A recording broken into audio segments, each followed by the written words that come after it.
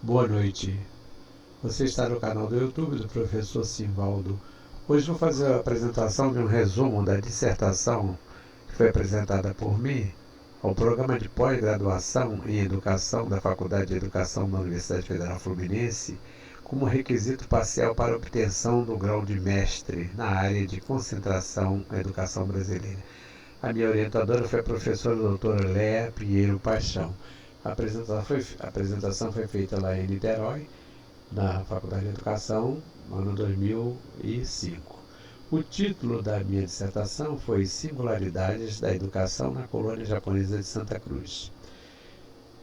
Da banca examinadora participaram a professora doutora Léa Pinheiro Paixão, que foi a minha orientadora, da UF, Universidade Federal Fluminense, a professora doutora Clarice Nunes, também da UF, e o professor doutor Luiz Antônio Cunha, da Universidade Federal do Rio de Janeiro. Nesta dissertação apresenta-se o resultado da pesquisa, cujo objetivo era analisar as singularidades da educação na colônia japonesa de Santa Cruz, localizada na zona oeste do município do Rio de Janeiro. A questão educacional se constitui em seu mote. As pesquisas de campus constaram de inúmeras visitas a residências com gravações de entrevistas e de consulta à literatura especializada sobre o tema. Apresenta-se como alicerce da argumentação a trajetória dos nipo-brasileiros nas escolas rurais, sua presença no espaço físico da escola, sua busca por um nível de ensino e de educação melhor e como essa estratégia permitiu o sucesso da comunidade em geral e de seus integrantes em particular. Para a compreensão do objeto de estudo, fez-se mister uma apreensão ou enfoque a partir da imigração japonesa no Brasil. Para tanto, a colônia agrícola japonesa foi histórica e geograficamente localizada, concluindo-se que ela apresenta uma formação própria e particular em Santa Cruz, desde 1938. Ressalve-se que, em nível acadêmico, trata-se de uma pesquisa pioneira sobre uma pequena colônia japonesa constituída por 36 famílias instalada a partir de 1938, por intermédio de um convênio entre o governo Vargas e a Cooperativa Agrícola de Cotia, em uma área histórica e geograficamente significativa. Como palavra-chave, coloquei aqui imigração japonesa, colônia japonesa, educação e cultura. Há muito tempo que eu pretendia desenvolver um trabalho mais consistente, substancioso e sistematizado sobre a colônia agrícola japonesa de Santa Cruz. Ainda na juventude, na qualidade de morador do bairro, o que me chamava mais atenção sobre as crianças, mulheres e homens daquele grupo de descendentes era o seu aspecto exótico, que os identificava como não naturais do Brasil. Aqui nessa introdução, coloquei uma fotografia que eu copiei do Observador Econômico e Financeiro, uma revista que era publicada na década de 30. São dois meninos descendentes de japoneses em companhia do pai trabalhando na sementeira de tomate, antes mesmo de seguirem para a escola. Veja que eram pequenininhos, o pai está ajudando ali, eles já pequenininhos, já trabalhando na sementeira. Sociabilização dos descendentes japoneses. Optei por sociabilizar, no caso aqui, tornar-se sociável, ensinar ou adquirir um bom convívio social, socializar-se e civilizar-se. As características fisionômicas, o jeito de falar, a maneira de vestir e o comportamento no âmbito social das pessoas que constituíam aquele grupo pareciam aos outros moradores, no mínimo, diferente. Ficava-se sempre com a impressão de que os nipo-brasileiros não queriam se sociabilizar, que haviam optado por se manter com um certo distanciamento em relação ao grupo social maior que integrava a população de Santa Cruz. Aqui tem uma foto também do Observador Econômico Financeiro, um adolescente descendente de japonês em uma parada para estudo, após trabalhar na plantação. Foto reproduzida na revista Observador Econômico Financeiro, número 38, ano de 1933. Presença dos japoneses nos desfiles da Semana da Pátria. Como residia na parte mais central do bairro de Santa Cruz e os nipo-brasileiros moravam em lotes relativamente afastados do núcleo urbano, não era muito comum encontrar alguns deles pelas ruas em uma área que, à época, meados da década de 1960, ainda era considerada rural, mas era fato sempre curioso para um jovem adolescente entre 15 e 16 anos apreciar nos desfiles da Semana da Pátria no bairro algumas dessas estranhas personagens conduzindo seus tratores carregados de produtos por eles próprios cultivados em seus lotes. Realmente era uma observação que nós tínhamos vendo aqueles inúmeros descendentes japoneses, né, desfilando juntamente com os demais na semana de 7 de setembro. E também a barraca dos japoneses nas quermesses. Também não deixava de ser inusitada a presença de alguns homens e mulheres da colônia ostentando seus kimonos, brasões e indumentárias orientais nas barracas das quermesses organizadas por iniciativa das obras sociais da Paróquia Nossa Senhora da Conceição, com o objetivo de angariar fundos para a construção da nova igreja matriz do bairro. O envolvimento de alguns integrantes da colônia em uma atividade de caráter comunitário demonstrava que não havia consistência no que pensávamos em relação ao esforço contrário daquele grupo sobre a sociabilização. Tem uma foto aqui da rua Felipe Cardoso, centro do bairro, com as barracas das quermesses, representando as principais etnias locais, portugueses, italianos, libaneses, espanhóis e também japoneses. Somente na década de 1980, quando a fundação do Núcleo de Orientação e Pesquisa Histórica de Santa Cruz, NOP, em 3 de agosto de 1983, deparamos com a necessidade de estudar e da relevância à colônia agrícola japonesa de Santa Cruz. Em agosto de 1988, como um dos coordenadores do NOP, organizei a exposição comemorativa do cinquentenário da colônia japonesa, intitulada O Sol Nascente em Santa Cruz, contando com o apoio de todas as chamadas famílias pioneiras que prestaram documentos, objetos e fotografias. Coloquei uma capa do catálogo que eu fiz na ocasião, que foi distribuído para os visitantes da exposição. Foi uma exposição que durou de 29 de agosto até 29 de setembro de 1988. Nós abrimos diariamente a sede do NOP, que funcionava ali na matriz de Nossa Senhora da Conceição, na Praça do Romualdo, número 11. Foi muito visitada e muito divulgada, inclusive pelos jornais da época, o Jornal do Brasil, o Globo. Toda semana saía uma notinha falando sobre essa exposição. Foi bastante promissora essa atividade. Depois nós levamos também, como era exposição montada em painéis, levamos para a própria colônia e permaneceu lá durante um tempo. Aqui tem alguns documentos que foram emprestados, foram cedidos para que a exposição pudesse ter sucesso. Esse é o logotipo da exposição, porque era uma comemoração dos 50 anos da presença dos japoneses em Santa Cruz, de 1938 e 1988. Então foi elaborado aqui, foi produzido aqui um logotipo e alguns documentos, um passaporte, a fotografia de um casal de japoneses, né, e um documento que era comprovante da propriedade do lote, que cada proprietário tinha esse comprovante e tinha que pagar mensalmente, né, uma taxa que tem a conta corrente. Shiro Miyata, pai do nosso amigo Seiji Miyata, do Fossil Miyata. O processo de divulgação, além do NOP, foi levado a efeito desde então a partir dos boletins dirigidos tanto a indivíduos quanto a órgãos afins e posteriormente por intermédio do jornal do NOP, depois denominado Quarteirão. A imigração dos japoneses para Santa Cruz passou a ser considerada um importante marco da história local, com a publicação tanto nesse jornal como também por meio de acadêmicos universitários. Aqui tem uma participação minha no 10º Encontro Nacional de História pela ANPU, Associação Nacional de História, seção do Rio de Janeiro,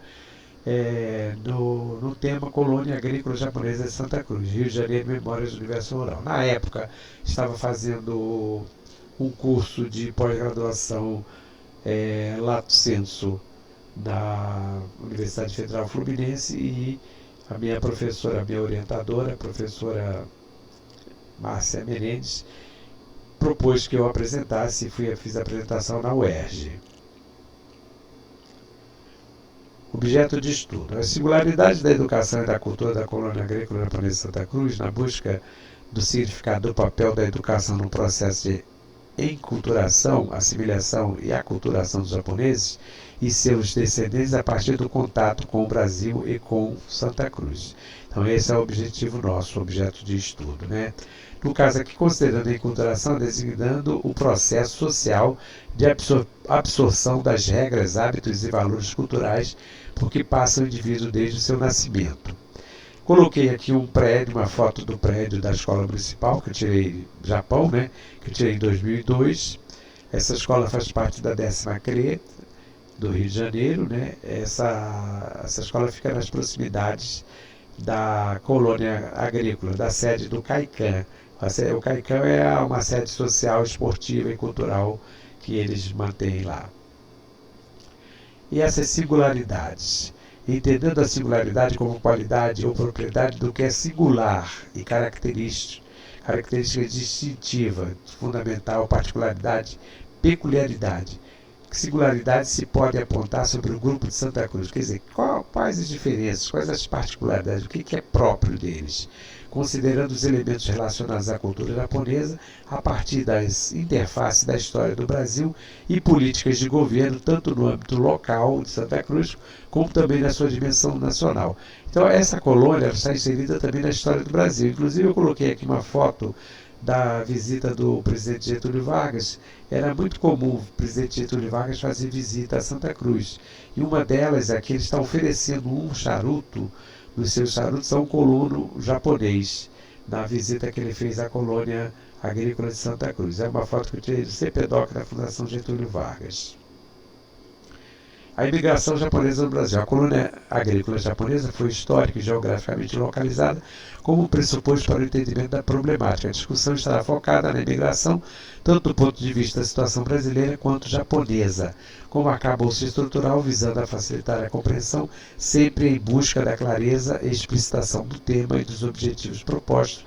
A dissertação foi dividida em 3 capítulos. Então, essa questão aqui é importante levar que a colônia ela não é dissociada, ela está vinculada a uma história do Brasil e também uma geografia nacional. Aqui é um mapa, planta geral do núcleo colonial, que é exatamente onde ficava a parte da colônia agrícola japonesa. Esse núcleo colonial não era apenas dos japoneses, tinha outros imigrantes também, como os espanhóis, tinha também portugueses, tinha austríacos que vieram aqui e permaneceram um certo tempo. Só que os japoneses foram aqueles que ficaram mais tempo. Até hoje ainda tem alguns remanescentes da colônia. E para fazer esse trabalho foi preciso, então, definir uma bibliografia especializada, com base em uma bibliografia especializada na qual se inclui autores como Ruth Benedict, Hiroshi Saito, Takashi Maema, Nestor Ascoli, Bruno Lobo, Tetsundo Tsukamoto, Felipe Stanford, Tamo Anda, Arlinda Rocha Nogueira, Morio Ono, Masato Ninomiya, entre outros. O objetivo é se compreender os valores culturais e simbologia da imigração, as questões de guerra, as reações aos estereótipos, o sentimento do estranhamento e o debate no legislativo desde os primórdios do processo migratório japonês para o Brasil. É claro que não foram apenas esses livros, né? Nós tivemos que fazer pesquisas em muitos documentos, inclusive publicações anteriores à própria criação da colônia, à própria chegada dos japoneses, porque houve um debate no legislativo muito acirrado quando começou a pensar no Brasil na vida dos imigrantes. Muitos parlamentares eram até contra. Eu, por exemplo, coloquei esse livro aqui, O Crisântemo e a Espada, da Ruth Benedict, porque a Ruth ela é uma antropóloga e ela fez um trabalho na década de 40, em 1944, exatamente quando os Estados Unidos já tinham declarado guerra ao Japão.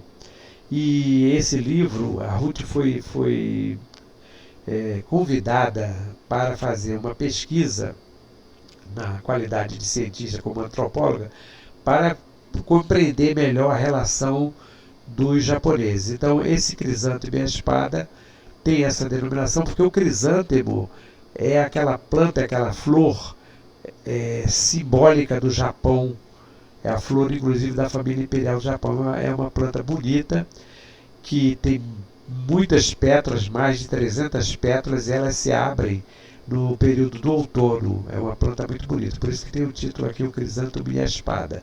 E é um trabalho. Os demais trabalhos todos, assimilação e integração dos japoneses no Brasil, todos eles têm uma contribuição em relação aos japoneses, mas quase todos se referem mais à matriz paulista, a presença dos japoneses em São Paulo, até porque em São Paulo a presença dos japoneses foi muito mais marcante do que em outros estados. São Paulo, principalmente depois Paraná. Formação da colônia agrícola japonesa. Já que é o segundo capítulo, localiza-se geográfica e historicamente o bairro de Santa Cruz, com destaque para as suas singularidades. São analisadas as etapas da vida dos nipo-brasileiros desde a chegada em 1938, a ocupação do terreno, a formação como se estabeleceu, o vínculo dos colonos com os habitantes da região, suas dificuldades de sociabilização, principalmente durante o desenrolar da Segunda Guerra Mundial, quando eram considerados perigosos à segurança nacional. A aprendizagem de um idioma necessário à sobrevivência, ao mesmo tempo em que isso lutava pela preservação de seus valores culturais. Foi um capítulo muito interessante para se trabalhar, porque nas entrevistas, até de uma forma com bastante emoção, nós ouvimos depoimentos, por exemplo, da professora Karenina, que relata, era pequena, era menina, jovem, adolescente, né? Dizendo que o local onde morava, o lote onde eles ficavam, né, muitas vezes era invadido por pessoas que chegavam lá, que queriam procurar documentos. As famílias eram obrigadas a esconder documentos, brasões, porque tudo para eles era perigoso. E a Karenina também me contava, num desses relatos, que eles, na época, eles saíam para vender legumes, principalmente tomate, fora. E quando saía para vender em Santa Cruz, diz que algumas pessoas passavam e ficavam chamando quinta coluna, dizendo que eram traidores, fazendo mais ou menos aquela analogia com aquelas quinta colunas lá da Espanha, que foram os traidores, né? Então, foi um momento muito difícil, segundo eles, durante a Segunda Guerra Mundial. Alguns deles, inclusive, relataram também que era preciso ter um salvo-conduto para se afastar de Santa Cruz. Era uma coisa bastante indigna, vexaminosa, né? Triste até. Aqui tem uma foto das duas mulheres trabalhando, porque as mulheres trabalhavam também junto com seus maridos. As crianças e as mulheres, né, ajudavam bastante. Por isso, nós tivemos aí resultados surpreendentes, inclusive relatados pelo próprio Observador Econômico Financeiro, que foi a revista mostrando a produção dos japoneses bastante significativa para a época. Kaikan, espaço para práticas esportivas e culturais. O papel do Kaikan e a sede das associações culturais e esportivas mantidas pelos japoneses e seus descendentes, comumente usada para realizar reuniões sociais, estará merecendo um estudo mais detalhado para que se possa entender as mudanças ocorridas entre as diversas gerações, o aprendizado da língua japonesa nas primeiras décadas de funcionamento da colônia, a manutenção de práticas culturais, o incentivo às práticas esportivas como forma de preservação cultural e social dos japoneses e a condição de consciência da etnicidade. Essa foto foi feita por mim no ano 2000. O Shoshichiba está de pé, que era o presidente da colônia, né, depois falecido, mostrando um dos quadros usados para as aulas dos cursos de língua japonesa no Kaikan. Então essas aulas eram realizadas no final de semana, e aqui sentado ao lado está o Seiji Miyata, esse aqui que é agricultor, ainda permanece lá no lote, o Shoji já falecido. Famílias descendentes japoneses na antiga colônia agrícola no Kaikan, né? Em festa do Ano Novo. Então essas festas, elas eram realizadas, né, com a presença de quase todos os descendentes. Era uma festa muito bonita, eu cheguei a comparecer a algumas. Tinha parte também cultural, inclusive com o canto do hino nacional brasileiro, o hino nacional japonês. Enfim, era uma festa muito bonita. Aqui tem a foto, foi tirada por mim também, na mesma época que eu estava fazendo a pesquisa. Marcas da singularidade da colônia japonesa em Santa Cruz. No capítulo 3, Educação e Cultura, singularidade da colônia agrícola japonesa em Santa Cruz, quando além das relações familiares, dos aspectos culturais, educacionais e socialização, trata-se da escolarização e das escolas frequentadas pelos nipo-brasileiros, objetivando uma caracterização mais abrangente possível do imigrante. Essas fotos foram tiradas por mim com a professora Iracema, que era catequista também. A dona Iracema foi professora desses colonos, ainda quando eles eram pequenos, e ela também, durante a entrevista, ela conta episódios interessantes. Por exemplo, a dona Iracema, primeiro, os meninos chegavam já alfabetizados, mas alfabetizados na língua japonesa, então era muito difícil, eles tinham que se adaptar à língua brasileira, à portuguesa, né? E muitas vezes, ela disse que muitas vezes ela achava interessante porque eles estavam conversando, já, normalmente daqui a pouco falava japonês. E ela tinha que estar atenta para ver o que eles estavam falando, porque ouvir o que eles estavam falando, porque era preciso compreender, né? E outra coisa, eles não eram ainda batizados, vieram de uma outra religião, então ela, com a autorização dos pais, ela passou também a dar catecismo. Quer dizer, além de ser professora, ela dava catecismo também e preparou muitos deles para que fossem batizados e depois recebessem a primeira Eucaristia. Essas fotos foram tiradas lá numa sala da paróquia de Nossa Senhora da Conceição, de um dia que a dona Iracema me concedeu a entrevista, que é uma parte anexa da dissertação. A comunidade japonesa na história de Santa Cruz. Nos trabalhos que precederam a presente dissertação, considerados públicos e divulgados por meios distintos, foi observada uma preocupação dos respectivos autores em relacionar a comunidade japonesa à história de Santa Cruz. Neles está sempre subjacente a ideia de que a primeira é parte da segunda. Isso, obviamente, não exclui nem obstaculiza qualquer estudo particular na colônia. O que se tem como premissa é enfatizar a riqueza da história local de Santa Cruz com seu patrimônio cultural, ambiental e principalmente humano. Era esse o maior objetivo do NOP, e foi a partir daí que cresceu o interesse em estudar a colônia agrícola japonesa de Santa Cruz como um caso importante na história local. Localização histórico-geográfica anterior à instalação da colônia. Da prática de pesquisador da história local, trouxe para esta dissertação uma abordagem em que a compreensão da colônia agrícola japonesa de Santa Cruz e seu envolvimento interno de mobilidade social será tanto mais precisa se não deixar de lado todo do qual ela é parte. Com isso, quer-se dizer que há uma localização histórico-geográfica significativa anterior à instalação da colônia japonesa no núcleo colonial de Santa Cruz a partir de 1938. Acredita-se que a questão metodológica está relacionada à forma com que se lida com o objeto de estudo ou tema da dissertação. Primeiramente, como pesquisador e divulgador da história de Santa Cruz, torna-se inadmissível não escrever a colônia agrícola japonesa de Santa Cruz em um marco histórico maior. Segundo, como morador do bairro de Santa Cruz, por vivenciar a relação da comunidade japonesa como sendo justamente de inclusão. Inexistência de estudos sistemáticos sobre a colônia. Exatamente o que eu coloquei anteriormente está relacionado com essa inexistência desses estudos. Com esse trabalho, oferece uma interpretação própria com fundamentação teórica a um problema que estava subjacente à história da colônia agrícola japonesa de Santa Cruz, a razão de seu empreendimento e suas particularidades. Os estudiosos locais dessa comunidade manifestavam surpresa e admiração com o que os japoneses conseguiram e o que representavam, embora não houvesse até então estudo sistemático sobre a colônia. Por exemplo, na obra de um dos historiadores locais, o Benedito Freitas, composta por 5 livros sobre Santa Cruz, não há qualquer referência à comunidade japonesa. As explicações correntes, geralmente aceitas para o sucesso da comunidade japonesa, reproduziram os estereótipos do senso comum. O japonês é inteligente, é trabalhador, é sério, etc. Na verdade, tudo se resume à opinião expressa dos jornais locais e em algum trabalho de pesquisa de divulgação interna. O fato é que o tema carece de literatura especializada. Pesquisa da senhora Kukiko Miyata. Uma exceção é a Colônia Agrícola Japonesa de Santa Cruz, fundada 23 de setembro de 1938, da senhora Kukiko Murakami Miyata, escrito para o 60º aniversário da colônia, em 2002, já embasado por argumentos fundamentais em pesquisa de campo e da literatura sobre a migração japonesa no Brasil.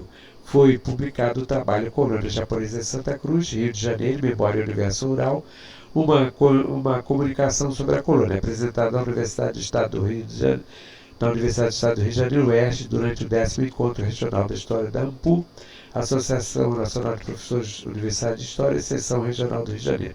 Aqui tem a senhora Kukiko Murakami Miyata com o filho Otávio, que é engenheiro agrônomo, no lote onde moram e cultivam verduras, legumes e frutas. É uma foto do autor, de 2002. Reação entre o particular e o geral. Nesta dissertação, uma relação paralela entre a colônia japonesa e a história de Santa Cruz, que nos pode ajudar a entender o método de abordagem utilizado aqui. Trata-se da relação entre a parte e o todo, ou entre o particular e o geral. Este transitar entre o geral e o particular, conforme a citação da professora historiadora Clarice Nunes, levou-nos a estabelecer limites na capacidade de trabalhar com um tema de tamanha abrangência, considerando o nosso lugar de pertencimento junto àquela colônia, a qual, por identidade de interesse, nos encontramos ligados. Uma foto com a senhora Shizue Hida, atualmente Hiroshima, depois casada com Hiroshima, Kukiko Murakami Miyata, esposa do Seiji Miyata, e o Shoji Chiba, foto que eu tirei em 2002. O papel da educação, a argumentação sobre o papel da educação em uma comunidade étnica em que todos os integrantes alcançaram seus objetivos de ascensão social. Será mais bem compreendido se tiver como referência uma perspectiva geral. Aí eu fiz uma entrevista também com a professora Karenina Su, do Franco, ela e as irmãs, todas se formaram, o pai sempre preocupado em formação. Ela nasceu em Mogi, a Karenina nasceu em Mogi das Cruzes, veio para Santa Cruz em 1939, estudou na Escola Técnica de Santa Cruz, depois se formou na Escola Nacional de Belas Artes e, posteriormente, na Faculdade Nacional de Filosofia. Foto que eu tirei em 2002, na entrevista que eu fiz na casa dela. Formação da colônia. A sua formação, já com a presença dos nipo-brasileiros e de outros imigrantes, deu-se em um momento histórico específico e no contexto de um movimento imigratório de alcance nacional. Em 1933, por intermédio de um acordo entre o governo federal e a Cooperativa Agrícola de Cotia, CAC, japonesa, a CAC, por seu turno, tem suas origens no aldeamento japonês de Moinho Velho, no estado de São Paulo, posteriormente conhecido como aldeia de Cotia. Aqui tem uma foto, autoridades governamentais sendo saudados por adolescentes japoneses por ocasião de uma das visitas feitas ao núcleo agrícola de Santa Cruz. Ministros, próprio presidente viu. É uma foto CPDOC da Fundação Getúlio Vargas. 4 gerações. Para fins desta pesquisa, considera-se a colônia agrícola japonesa de Santa Cruz constituída por 4 gerações. A primeira formada por japoneses, que chegaram a partir de 1938, a segunda dos Niseis, que atualmente forma a base, formava a base da diretora dos seus integrantes, em 2002, a terceira geração dos Sanseis ou netos, daqueles chamados pioneiros, a quarta geração dos Onseis, bisnetos dos fundadores. Como fonte de informação para este trabalho, consideramos os depoimentos prestados por integrantes das segundas e terceiras gerações, que foram aqueles que eu entrevistei, os Niseis e Sanseis. Por exemplo, o Shoji Chiba é um Nisei, o Togashi também é Nisei, o Seiji Miyata também é Nisei. As entrevistas contribuíram para auxiliar na pesquisa, mesmo constatando que os nipo-brasileiros são muito cuidadosos ao falar. Parece se tratar de uma característica comportamental peculiar do próprio grupo, reagir com uma certa predisposição de desconfiança às perguntas acerca de seu comportamento cultural. Isso principalmente no início, depois a gente vai se familiarizando, eles vão se soltando. Aqui tem um quadro com as famílias pioneiras que chegaram já em setembro de 1908. Ikutaro Hida, Hajime Watanabe, Kenzo Chiba, Tiro Miyata, Masatada Togashi, Shozo Hoshikawa, Kiyoshi Tsunata, Michio Kozaka, Yokima Ichiara, Nakajima, Osamu Tabura, Kaoru Umehara e Hashimoto. Os japoneses, eles são muito tradicionalistas, eles fazem questão de valorizar, por exemplo, são os pioneiros, então aqueles que são pioneiros, e eles fazem questão de enaltecer, de fazer quadros e tudo mais. Pesquisa de campo. As pesquisas de campos, nessas pesquisas eu fui entrevistei o Masaru Togashi, Shozi Chiba, Dona Shizue Oshima, Kukiko Shizue e a Karenina Su. Das pesquisas de campos realizadas constaram de inúmeras visitas e de muitas horas de gravação, além de consultas à literatura especializada sobre o tema. Apresenta-se como alicerce da argumentação a trajetória dos nipo-brasileiros nas escolas rurais, sua presença no espaço físico da escola, sua mobilidade em busca de um nível de ensino e de educação melhor, e de como essa estratégia permitiu o sucesso da comunidade em geral e de seus integrantes em particular.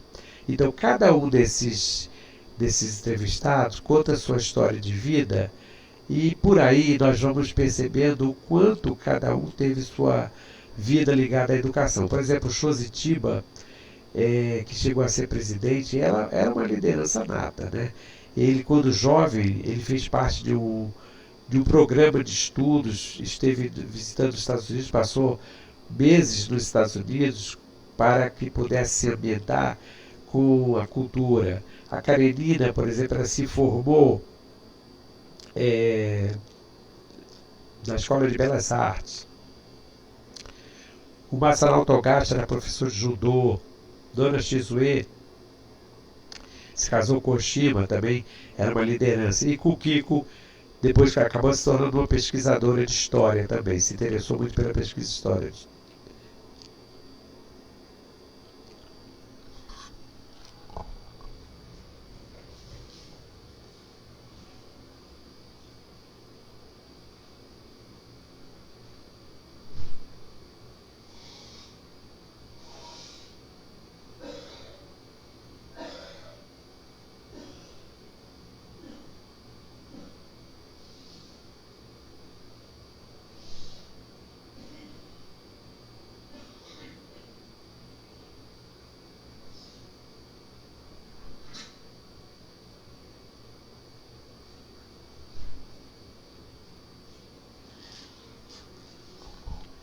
Me perdoe por essa breve interrupção. O observador participante, devido ao papel como pesquisador local, sobretudo do NOP,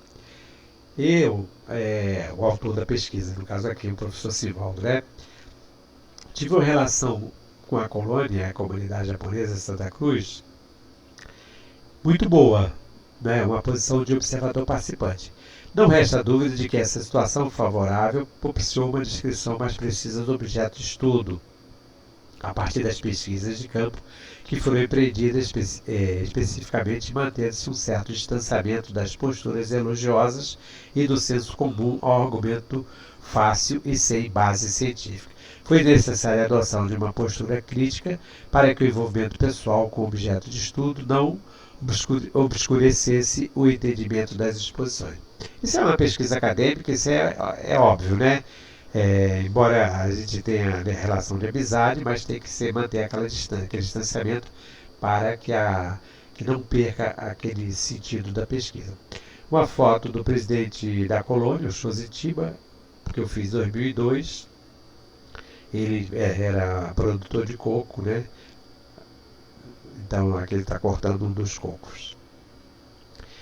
Pesquisa realizada nas escolas. Outro aspecto importante sobre o trabalho de campo que merece ser citado é a pesquisa realizada nas escolas de Santa Cruz, que acolheram alunos nipo-brasileiros, além do atual Colégio Estadual Barão do Rio Branco, de ensino médio. Foram visitadas as escolas municipais Ponte dos Jesuítas, Japão e Joaquim da Silva Gomes, que funcionavam nas décadas de 1940 e 1950 como escolas rurais do então Distrito Federal. Essas três escolas na época que eram escolas chamadas escolas primárias ou ginásio, foram as escolas que receberam esses alunos ainda pequenos. Depois, muitos deles foram estudar no Barão do Rio Branco já como colégio de ensino médio. Na medida do possível, vasculharam-se os chamados arquivos mortos dessas instituições, ou seja, o que restou dos documentos da época, destruídos em quase sua totalidade por desleixo, incúria e talvez ignorância por parte daqueles que deveriam preservá-los. No material obtido que se mostrou sofrível diante da constatação da triste realidade das pequenas escolas do interior, foi possível tecer algumas conjecturas e fazer generalizações sobre o tema ou objeto de estudo. Fonte de informação direta. O vasto material coletado por meio de entrevistas gravadas em áudio e vídeo desde 2002 foi incorporado à elaboração deste texto como fonte de informação direta.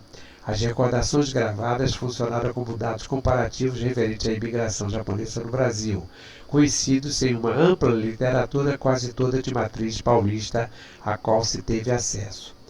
Aqui tem um trabalho que eu fiz também na época para o Rio Educa, mostrando já fotos que já apareceram anteriormente, né? Desde pequenos, filhos dos colonos japoneses ajudaram seus pais na plantação, como se vê na fotografia acima.